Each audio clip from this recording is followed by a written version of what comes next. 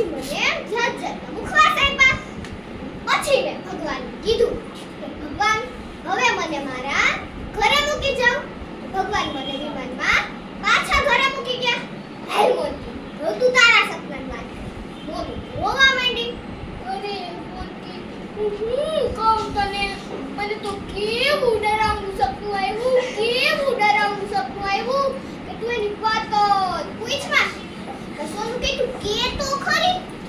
મોન્ટીએ ચાલુ કર્યું સપનાની વાત.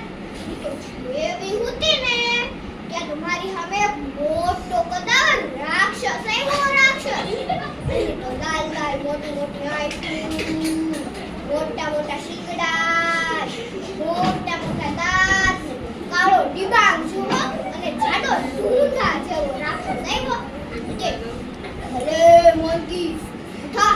મેં કીધું પણ કેમ? એકવાર કીધું ને ઊભી થા, બહુ પ્રશ્નોત્તરી નહીં કરવાની. ચૂપચાપ બીતા બીતા ઊભી થઈ. કે રસોડામાં રસોડામાં ગઈ. સ્કોલ ફ્રીજ ખોલ્યું. તને જે ઓલી ખીર દેખાત ને તાર કેવડ હોય ને તો બધી ખીર પી જા. મેં કીધું પણ ઈ તો મારે માર બેનપણીની શરત લઈ ગઈ. બધું મારનો જોઈએ. તાર કેવડ હોય ને તો બધી ખીર પી જા. એમ કદા નાખી ને જમીનમાં દાટી દે. પછી તો માર બધી ખીર પીવી પડી. નોતું આલે એમને તોય પીવી પડી. સોનું કે તાર મન ખીર ખાવા ઉઠાડાય ની.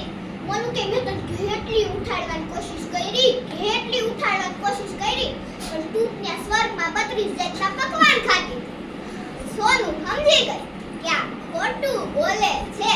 સોનું કે ખોટી નોટંકી, તને આવું ડરાવનું સપનું નહોતું આવ્યું ને. મોનું કે તુંય ખોટી, તું મહા નોટંકી, તને આવું સરસ સપનું નહોતું આવ્યું ને. પછી તો બે નક્કી કર્યું કે જે બનાવશું એ હળી ભળીને ખાશું. કોઈ દી એકબીજાથી ખોટું બોલશું